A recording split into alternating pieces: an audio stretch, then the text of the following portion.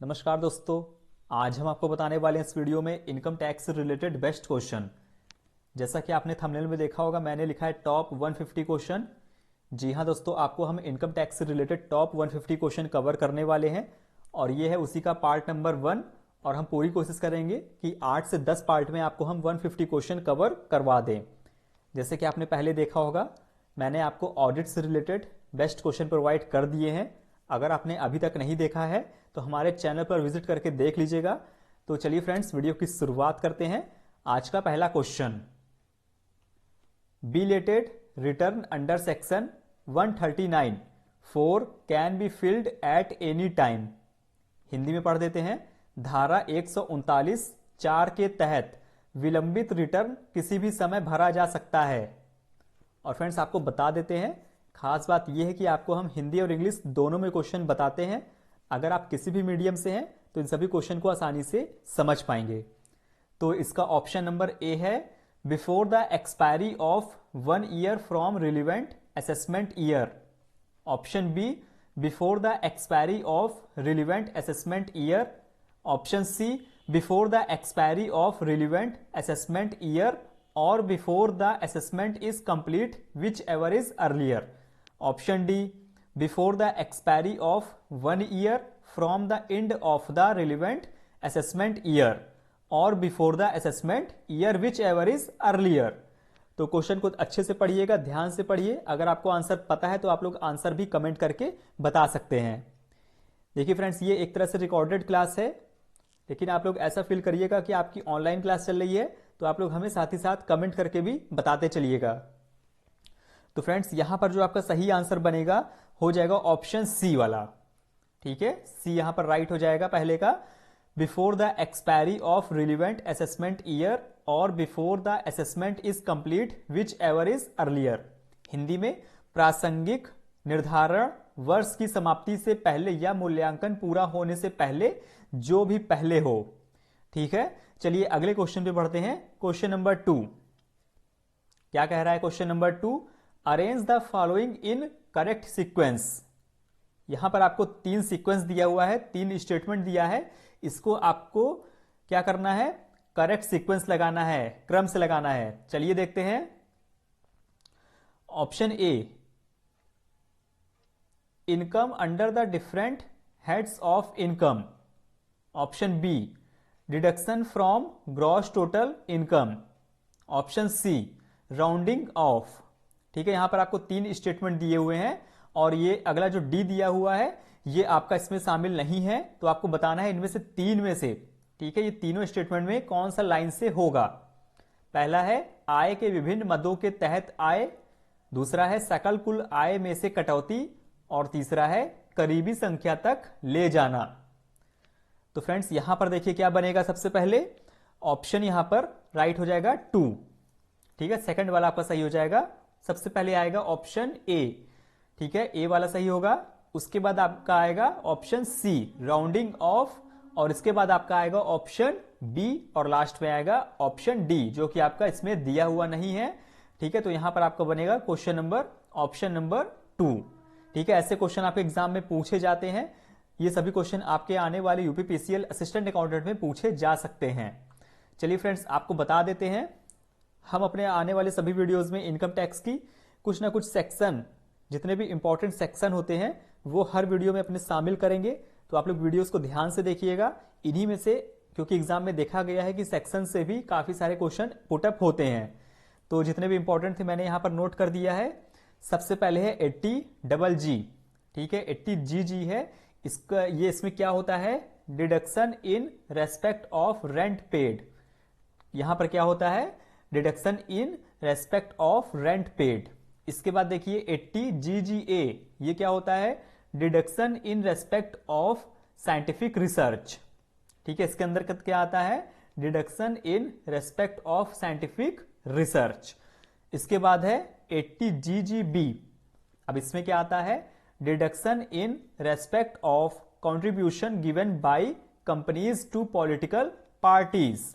Very very important है, इसको ध्यान से देखिएगा। और यहां पर देखिए 80GGB क्या कह रहा है? Deduction in respect of contribution given by companies to political parties. Next है 80GGC। ठीक है, सभी इंपॉर्टेंट है, 80 से रिलेटेड ज्यादा आपका पूछा जाता है सेक्शन। 80GGC क्या कह रहा है? Deduction in respect of contribution given by any person to political parties. देखिए अंतर, देखिए यहां पर लिखा है कंपनीज टू पॉलिटिकल पार्टीज और यहां पर लिखा है 80GGC में any person to political parties. ठीक है, ये थे इंपॉर्टेंट, आने वाले क्वेश्चन में भी आपको बताएंगे और भी आपको शामिल किए हैं इसमें से सेक्शंस, देखिए देखते रहिएगा। क्वेश्चन नंबर 3, सुगम इज ऑल्सो नोन एज। सुगम को इस नाम से भी जाना जाता है। अब ये सुगम क्या है, आइए देखते हैं। ITR 1, ITR 2, ITR 3, ITR 4। अब यहां बात हो रही है सुगम किसे कहा जाता है।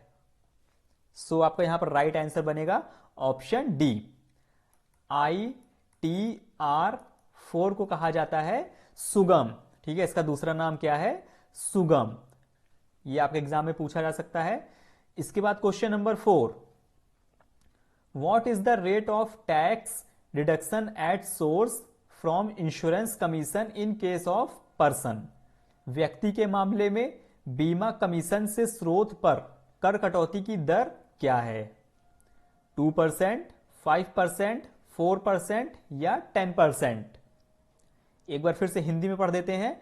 व्यक्ति के मामले में बीमा कमीशन से स्रोत पर कर कटौती की दर क्या है? तो यहां पर आपका राइट आंसर बनेगा ऑप्शन बी। क्या हो जाएगा फ्रेंड्स? 5%, 5%। चलिए अगले क्वेश्चन पे बढ़ते हैं। Question number 5। फ्रेंड्स आप लोग आंसर भी कमेंट करके बताते रहिएगा। क्वेश्चन नंबर 5 क्या कह रहा है? जैसे आप लोगों ने ऑडिट की वीडियोस को सपोर्ट किया था, पूरा वीडियो देखा था, तो यहां पर भी आप फुल वॉच करिएगा।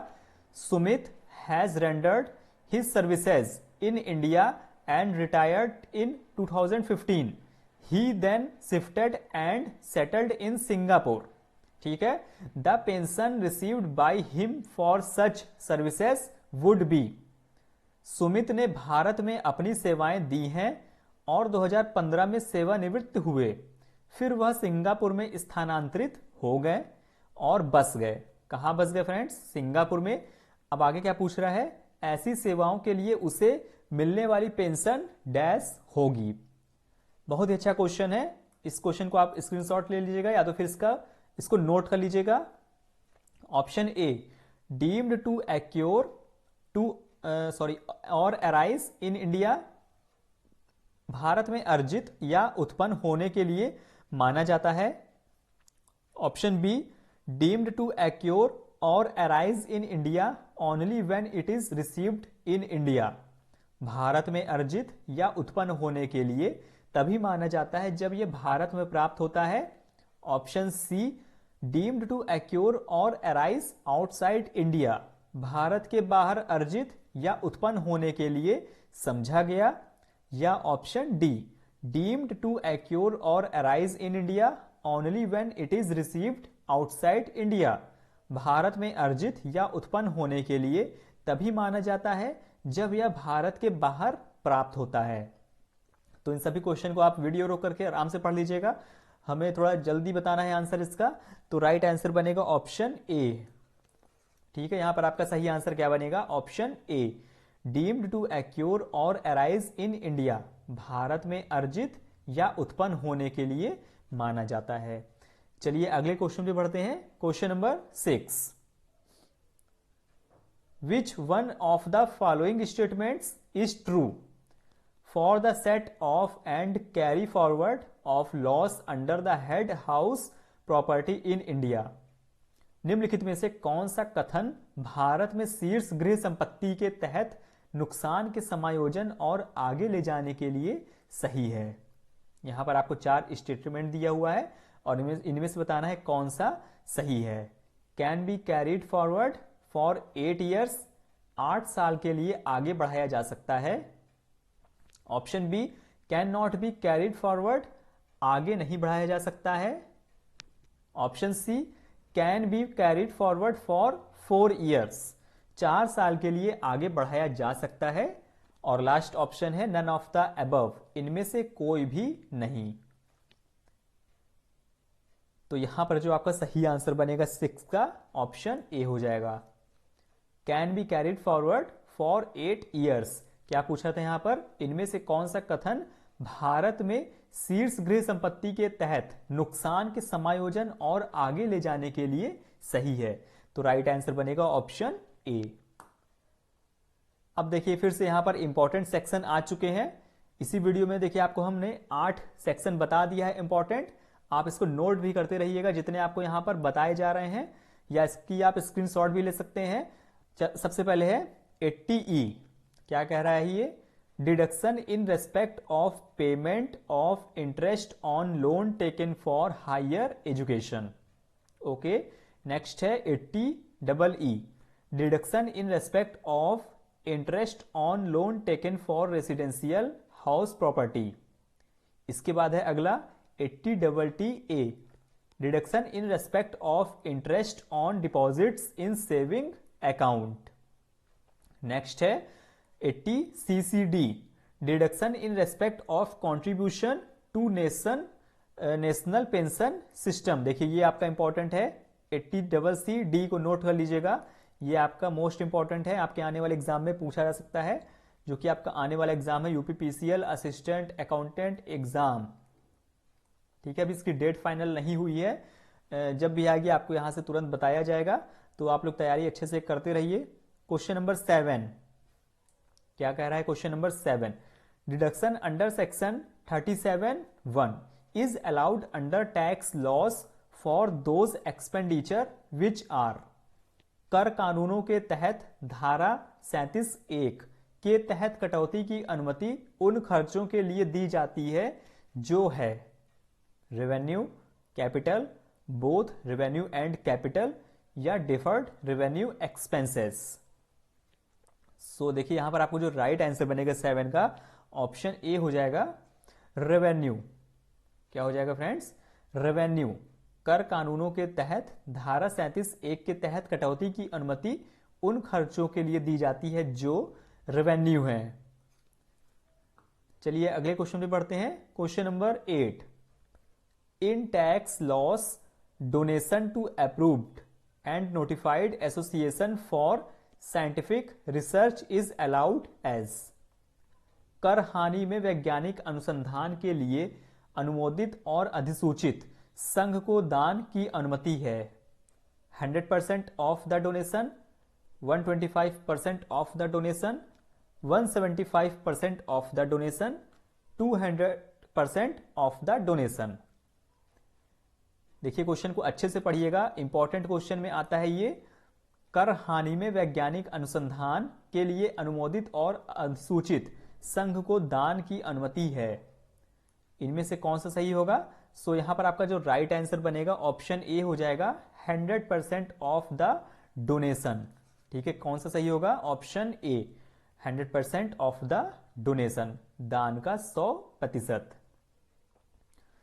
इसी क्रम में अगला क्वेश्चन आपके सामने है, question number 9, return of income is submitted under which section of the income tax act. आयकर अधिनियम की किस धारा के तहत आय की विवरणी प्रस्तुत की जाती है। Section 129(1), section 139(1), section 135(1), section 142(1). जितने भी लोग वीडियो को देख रहे हैं सभी लोग कमेंट करके बताएंगे इसमें से कौन सा सही होगा। Return of income is submitted under which section of the income tax act. चलिए सभी लोग इसका कमेंट करके बताइए, तब तक आपको फिर से बता देते हैं। आपको हम अपने वीडियोस में कवर करेंगे टोटल 150 क्वेश्चन इनकम टैक्स से रिलेटेड, और ये सभी एकदम क्वेश्चन बेस्ट होने वाले हैं। जैसा कि आप आज क्वेश्चन इस वीडियो में देख रहे हैं, इससे भी अच्छे अच्छे क्वेश्चन आपको आगे देखने को मिलेंगे।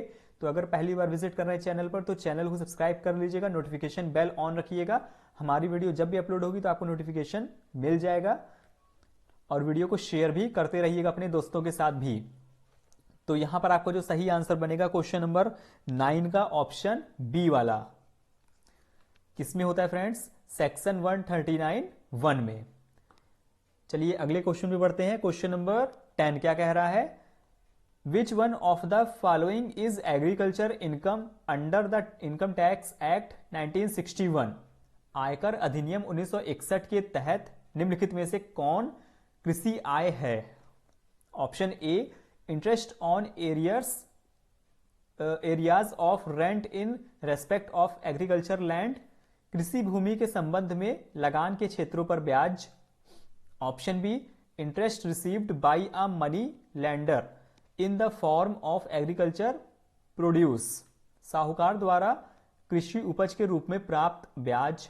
Option C, interest on capital received by a partner from the firm engaged in agriculture operations, कृषि कार्यों में लगी फर्म से एक भागीदार द्वारा प्राप्त पूंजी पर ब्याज। और लास्ट है, income from sale of trees on forest which are of spontaneous growth and in relation to which forestry operations alone are performed, वनों पर वृक्षों की बिक्री से होने वाली आय को जो स्वतः स्फूर्त वृद्धि है और जिसके संबंध में केवल वानिकी कार्य किए जाते हैं। तो इसको आप आराम से पढ़िएगा, क्वेश्चन को, थोड़ा बड़ा क्वेश्चन है। तो यहां पर आपको सही आंसर हो जाएगा सी वाला, interest on capital received by a partner from the firm engaged in agriculture operations. Next question 11, exemptions under section 54F of the Income Tax Act 1961 shall not be allowed if the assessee on the date of transfer owns।